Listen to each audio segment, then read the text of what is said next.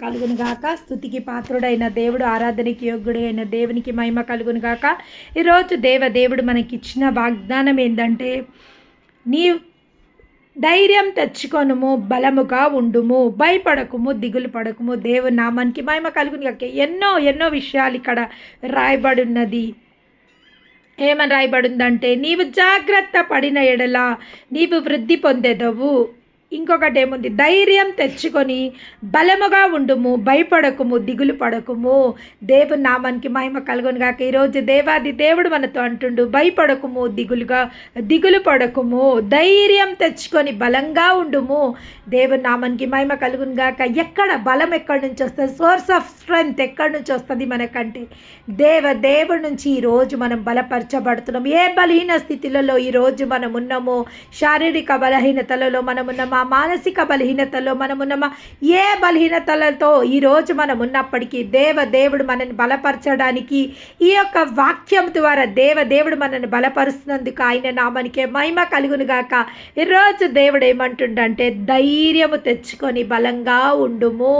ధైర్యం తెచ్చుకోండి. ఏ విషయాలలో ఈరోజు మీ హృదయంలో అలజడిగా ఉందో, అల్లకల్లోలంగా ఉందో, నెమ్మది లేకుంటుందో, ఆ యొక్క పరిస్థితిని దేవుడు ఈరోజు మార్చబోతుండే. ఎందుకంటే ధైర్యము తెచ్చుకోమని ఎవరు చెప్తుండంటే, దేవుడే మనతో చెప్తుండు, ధైర్యం తెచ్చుకొనుడి, బలముగా ఉండుము. బలం ఎక్కడి నుంచి వస్తుంది? బలము ఆ దేవుడి నుంచి మనకు బలం అనుగ్రహింపబడుతుంది. వై? బికాస్ ఆయన సోర్స్ ఆఫ్ స్ట్రెంగ్త్, అంటే హీఈస్ అవర్ ప్రొవైడర్.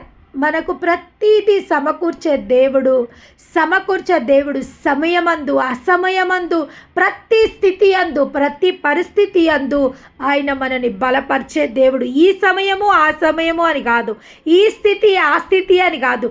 ఏ స్థితిలో మనమున్నా, ఏ పరిస్థితిలో మనమున్నా, ఏ ఒక్క వేదనల గుండా, ఏ ఒక్క బాధల గుండా మనం ఉన్నా కానీ ప్రతి స్థితిని, ప్రతి పరిస్థితిలో, ప్రతి స్థితిలో మనని బలపరిచే దేవుడు ఈరోజు మనతో ఏమంటుండు, ధైర్యం తెచ్చుకొని బలముగా ఉండుము. ఎందుకు బలంగా ఉండుమంటుండు? భయపడకుము, దిగులు పడకుము. ఈరోజు ఏ విషయానికి మీరు భయపడుతుండ్రో, ఏ విషయానికి మీరు దిగులు పడుతుండ్రో, భయం వేరా, దిగులు వేరా? ఈరోజు దేవుడు మనకు భయము, దిగులు గురించి మాట్లాడబోతుండు. భయము, ప్రాణమును గురించిన భయము, లేదా మనకు ఏదైనా సమస్య గురించిన భయము, లేదా ఏదైనా మనం ఆర్థికపరమైన ఇబ్బందులలో, ఇరుకులలో చిక్కుకున్నప్పుడు అదొక రకమైన భయము, లేదా కొందరికి పిల్లలు పుట్టరో అనే భయము, లేదా కొందరికి అప్పులలో నుంచి మనం బయటికి వస్తామో రాము అని కొంతమందికి భయము, లేదా మనము ఈ రోగం నుంచి మనం బయటికి వస్తామో రాము అని కొంతమందికి భయము, లేదా ఈ ఎగ్జామ్ రాసేటోళ్ళకి ఈ ఎగ్జామ్ మనం పాస్ అవుతామో కామో అన్న భయము, లేదా ఏమంటారంటే ఉద్యోగానికి వెళ్తున్న వాళ్ళకి మనం అసలు ఈ ఇంటర్వ్యూలో పాస్ అవుతామో కామో అనే భయము. నానా విధములైన భయముల గురించి ఈరోజు దేవుడు మాట్లాడుతుండే ఏంటంటే, భయపడకుము, దిగులు పడకుము. దిగులు వేరా, భయం వేరా. కొన్ని విషయాల కోసము మనము దిగులు పడుతున్నామేమో, ఇది ఎట్లా జరుగుతుంది, ఇది ఎలాగ సంభవించును.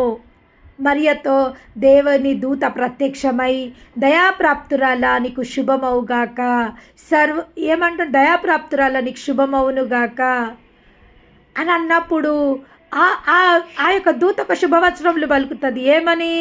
నీ యొక్క గర్భవాసంలో నుంచి ఒక కుమారుడు రాబోతుండంటే ఇది ఎలా సంభవిస్తుంది నాకు? ఎలా? శుభవార్తనే. కానీ అక్కడ శుభవార్తలు ఏముంది? దిగులు. ఎట్లా సంభవిస్తుంది నాకు? నేను కన్యక ఏ విధంగా గర్భం ధరించగలుగుతుంది? ఈరోజు మన ఏ విషయంలో దిగులు పడుతున్నామో దేవుడు ఆ మరియతో మాట్లాడుతున్నట్టు మనతో మాట్లాడుతుండు.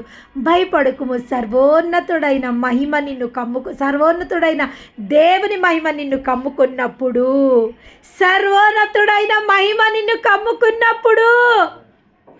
ఆ దేవుని యొక్క మహిమ నీ పైకి వచ్చినప్పుడు ఆ యొక్క అద్భుత కార్యం జరగబోతుంది.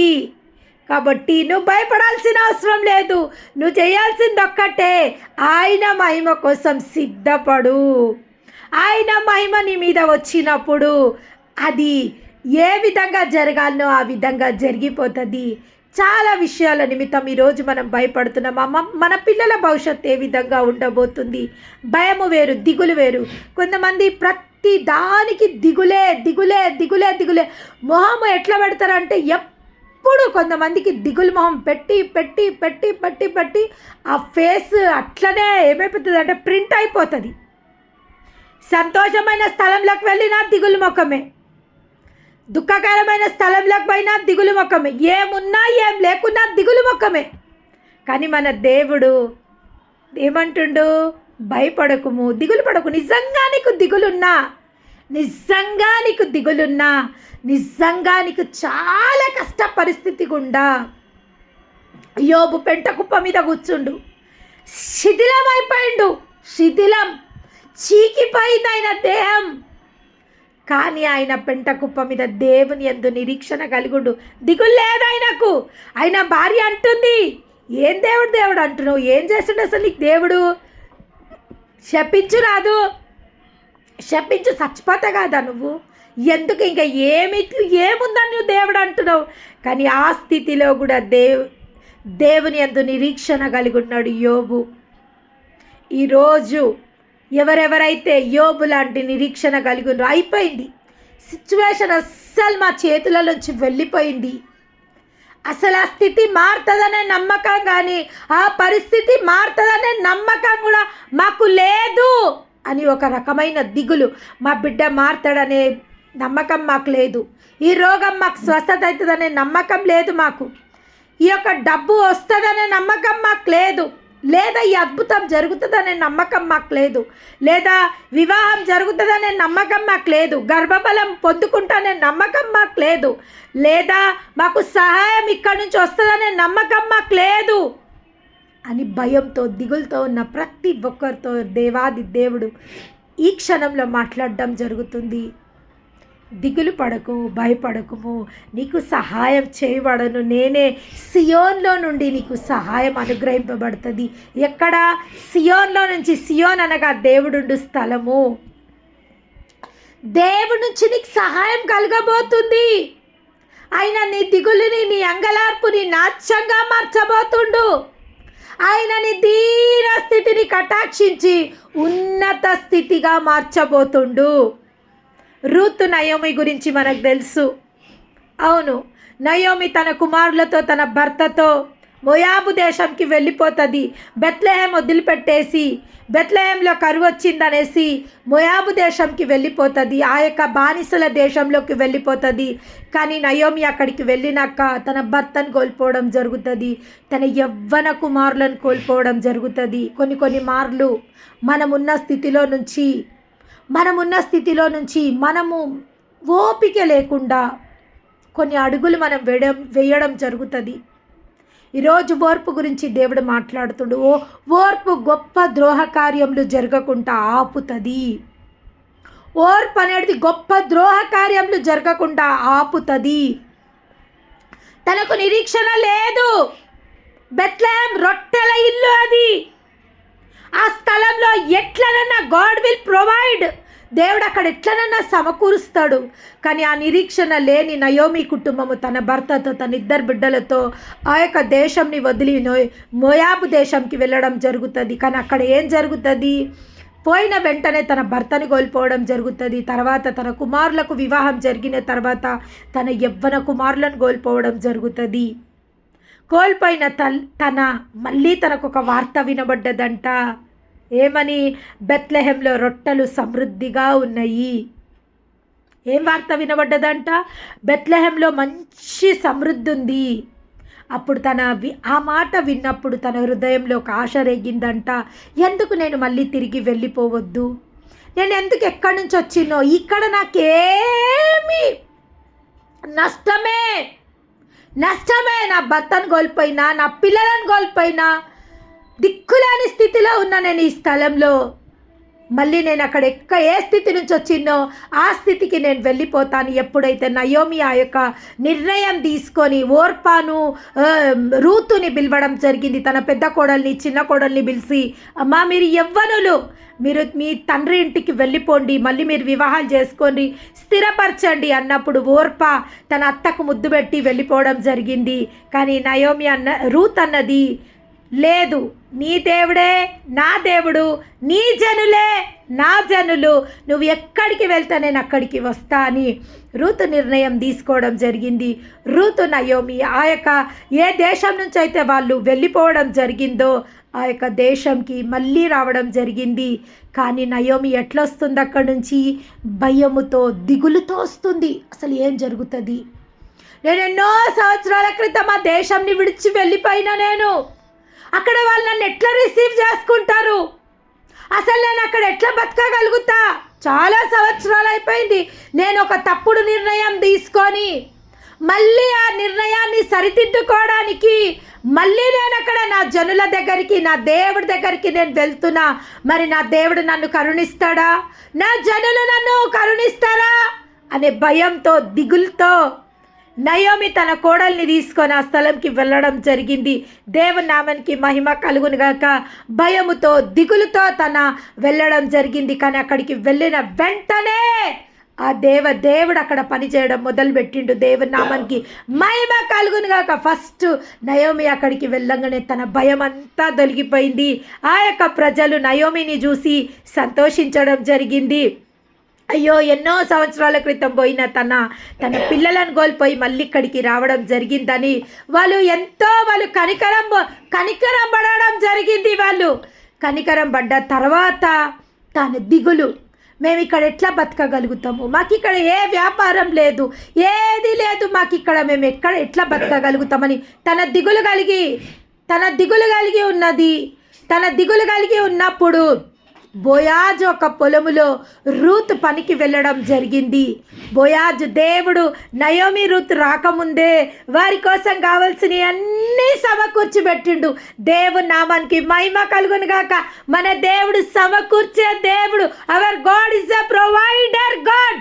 ఒకవేళ నువ్వు ఆయన నుంచి తప్పిపోయినా, ఆయన నుంచి వైతొలిగిపోయినా, ఆయన నుంచి నిరీక్షణ కోల్పోయినా, ఆయన నుంచి విశ్వాసం కోల్పోయినా, ఆయన నుంచి భక్తి కోల్పోయినా, కానీ మన దేవుడు ఒక్కసారి తప్పిపోయిన కుమారుడు తండ్రి దగ్గరికి వచ్చినట్టు, ఏ విధంగా తన తండ్రి దగ్గరికి వెళ్ళిపోయిన కుమారుడు తండ్రి దగ్గరికి తిరిగి వచ్చినట్టు, నా బిడ్డలు, నా గొర్రెలు నా స్వరమును వినును, అవి మళ్ళీ తిరిగి నా దగ్గరకు వస్తాయి, వాళ్ళు తిరిగి నా దగ్గరకు వస్తారు అని దేవుడు నిరీక్షిస్తుండేమో వారి కోసము.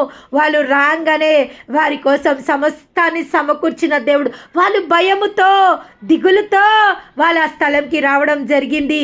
కానీ వస్తానే అక్కడ ఆ యొక్క బోయాజ్ యొక్క పొలములో అక్కడ రూతుకు పని దొరకడం జరిగింది. దేవుడు రూతు కోసం అక్కడ బోయాజుని సిద్ధపరిచిన దేవుడు.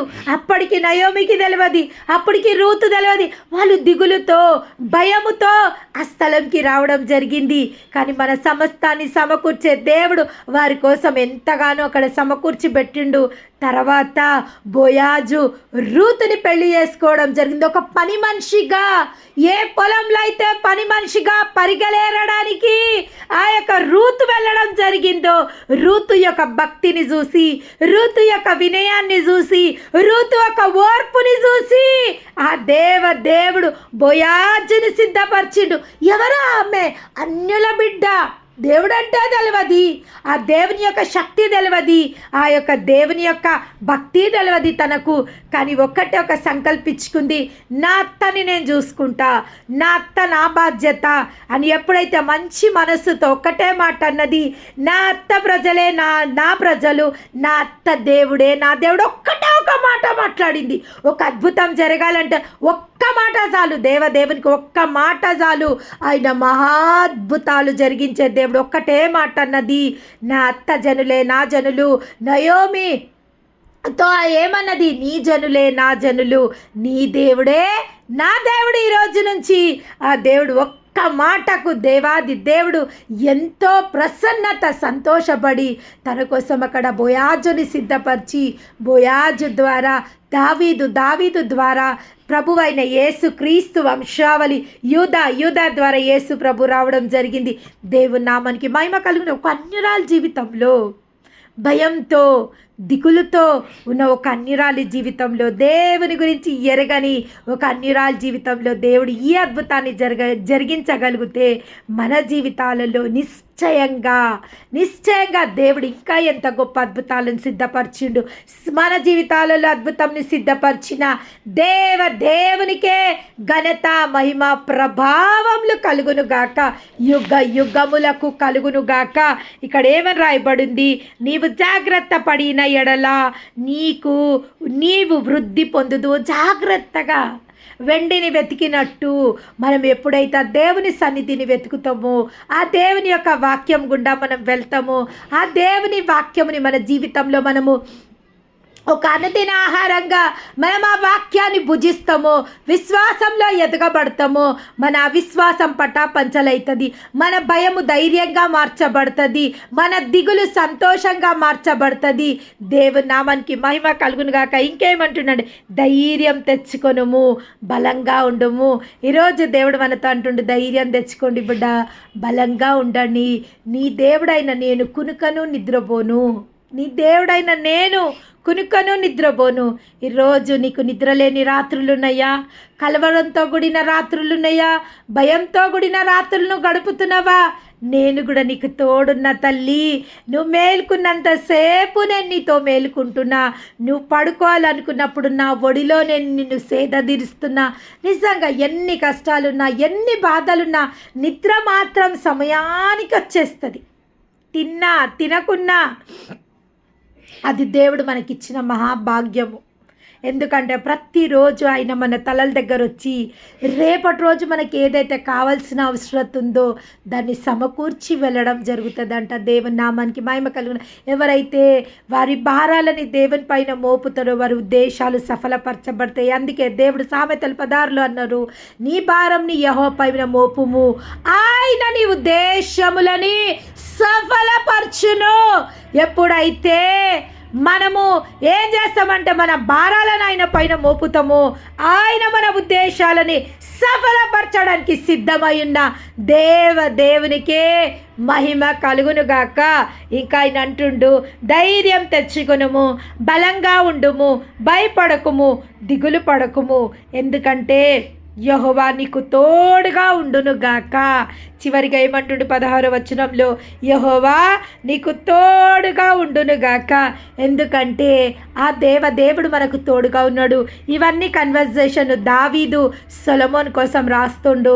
నీ దేవుడు నీకు తోడుగా ఉన్నాడు బిడ్డ, నువ్వు దేని విషయానికి భయపడకు, నువ్వు దేని విషయానికి కలవరపడకు. నేను నీకు దేవుని మందిరం కోసం కావలసిన వెండిని బంగారంని సమస్తాన్ని నేను నీకు సమకూర్చిన. నువ్వు చేయాల్సింది ఏమీ లేదు. ప్రతి పనిని నువ్వు పుట్టకముందే, సొలొమోను పుట్టకముందే దావీదంట సొలొమోను మందిరం కట్టించడానికి కావలసిన వెండిని, కావలసిన బంగారముని సమస్తాన్ని సమకూర్చిపెట్టిండంట. ఆ తండ్రే దావీదు ఒక రక్తమాంసంల చేత ఈ లోకంలోకి ఉన్న తండ్రి. దేవుడు ఒకటే మాట చెప్పాడు, నీ గర్భవాసంలో నుంచి వచ్చిన కుమారుడు నా కోసం ఒక ప్రత్యేకమైన మందిరం కట్టిస్తాడని. ఎప్పుడైతే ఆ దేవుని దర్శనం దావీదుకి తెలవడం జరిగిందో ఎంతో సంతసించిండు దావీదు. సంతసించి తన కొడుకుకి ఏ ఒక లోటు లేకుండా తన కుమారుడు పుట్టకముందే దేవుని మందిరానికి కావలసిన వెండి, బంగారము, కర్రె, రాయి, ఇనుము, ఇత్తడి సమస్తాన్ని సమకూర్చిపెట్టిండు. దేవుని నామానికే మహిమ కలిగి. ఈరోజు దేవుడు మనతో అంటుడు, నువ్వు పుట్టకముందే, నువ్వు తల్లి గర్భంలో రూపొందిక ముందే, నీకు ఆకారమే లేనప్పుడు నా కళ్ళు నిన్ను చూసినాయి. నీకు ఆకారమే లేదప్పటికీ ఒక రక్త బిందువుగా నువ్వు నీ తల్లి గర్భంలో రాకముందే, ఒక కణంగా నువ్వు మారకముందే నా కళ్ళు నిన్ను దృష్టించినయి, నా కళ్ళు నిన్ను చూసినాయి, నా కళ్ళు నీ రూపురేఖలను చూసినాయి, నా కళ్ళు నీ గుణగణాలను చూసింది, నా కళ్ళు నీ మాటలను విన్నాయి, నా చెవులు నీ మాటలను విన్నాయి. నా చెవులు నీ మాటలను విన్నాయి. నేను నిన్ను చూస్తున్నా, నేను నిన్ను దర్శించిన, నీకోసం నేను ఉద్దేశించిన మేలు ఎంతో గొప్పది. నీకోసము నేను మేలుని సిద్ధపరిచిన, నీకోసం అవసరతలను తీర్చిన, నీకోసం కావాల్సిన ప్రతిదీ నేను సిద్ధపరిచిన అని దేవుడు చెప్పడం జరిగింది. ఎప్పుడు ఇంకా మనం ఒక కణంగా తల్లి గర్భంలో మనం రూపొందింపకముందే, ఒక పిండ రూపంగా మనం మార్చబడకముందే, మనకు ఒక ఆకారం రాకముందే, ఒక రూపము మనకు కలగకముందే మనము సమకూర్చబడ్డము. దేవుని నామానికి మహిమ కలుగును గాక. ఈరోజు ఈ మాటలను బట్టి ఎంతమందికి ధైర్యం వస్తుందో నాకు తెలియదు, కానీ నిజంగా నాకైతే నేను దేని గురించి దిగులు పడాల్సిన అవసరం లేదు, దేని గురించి నేను చింతపడాల్సిన అవసరం లేదు. నేను పుట్టకముందే నా దేవుడు, నా తండ్రి, నా రక్షకుడు, నా తల్లి సమస్తాన్ని నా కోసం సమకూర్చిండే. ఇంకా నేను ఎందుకు భయపడాలా? నేను ఇంకెందుకు దిగులు పడాలా? వేస్ట్ కదా నేను దిగులు పడడము, నేను భయపడము, నేను దిగులు పడడం ఎందుకు? ఎందుకంటే నా తండ్రి చిత్తం ఏమవుతుందో అదే నా జీవితంలో జరగబోతుంది, అదే నా జీవితంలో జరుగుతుంది. ఒకవేళ శోధనల గుండా వెళ్తుందా నా జీవితము, ఒకవేళ వేదన గుండా వెళ్తుందా నా జీవితము, ఒకవేళ నిరాశ నిస్పృహల గుండా నా జీవితం ఈరోజు వెళ్తుందా? కానీ రేపటి రోజు మనకు ఒక వెలుగు మన జీవితంలో ఉదయించబోతుంది. ఏషియా 60లో లెమ్ము తేజరిల్లుము, వెలుగు నీ మీద ఉదయించి ఉన్నది, చూడుము లోకము కటిక చీకటితో నిండి ఉన్నది, అయినప్పటికీ వెలుగు నీ మీద ఉదయించి ఉన్నది. దేవుని నామానికి మహిమ కలుగును. ఈ లోకులకు నిరీక్షణ లేదేమో, ఈ లోకులకు ధైర్యపరచటలు లేరేమో, కానీ మనకు మాత్రము మన తండ్రి దేవుడు మనని బలపరచడానికి, మనని సేద తీర్చడానికి, మనని ప్రతి స్థితి నుంచి లేవనెత్తడానికి మన దేవుడు సిద్ధమయ్యుండు. ఈరోజు నువ్వు మోస్తున్న ప్రతి కాడి, ఈరోజు నువ్వు మోస్తున్న ప్రతి ఇరుకు ఇబ్బంది, అది నువ్వు మొయ్యవలసిన దానివి కావు. అవి దేవుని పాదాలకు సమర్పించి విశ్వాసంతో నీ పోరాటంని కొనసాగించవలసిన దానవు. ఈరోజు వాక్యం విని ఎంతమంది అయితే అవును ప్రభువా, మా భారాలను మీ పాదాలపైన మోపడానికి మేము సిద్ధమై ఉన్నాం ప్రభువా, ఈరోజు మొదలుకొని ఇంకా దేనికి మేము భయపడము, దేనికి మేము దిగులు పడము, ఎందుకంటే సమస్తము సమకూర్చే దేవుడు యెహోవా ఈరే, సమస్తము చూచుకునే దేవుడు నువ్వున్నాక ప్రభువా, మేమెందుకు కలవరపడాల ప్రభువా, మేమెందుకు దిగులు పడాలా ప్రభువా, మేమెందుకు జడియాలా ప్రభువా? ఈరోజు మొదలుకొని మీ పైన మా ప్రతి భారాలను మోపబోతున్నామని ఎంతమంది అయితే ఈరోజు ఈ ప్రార్థన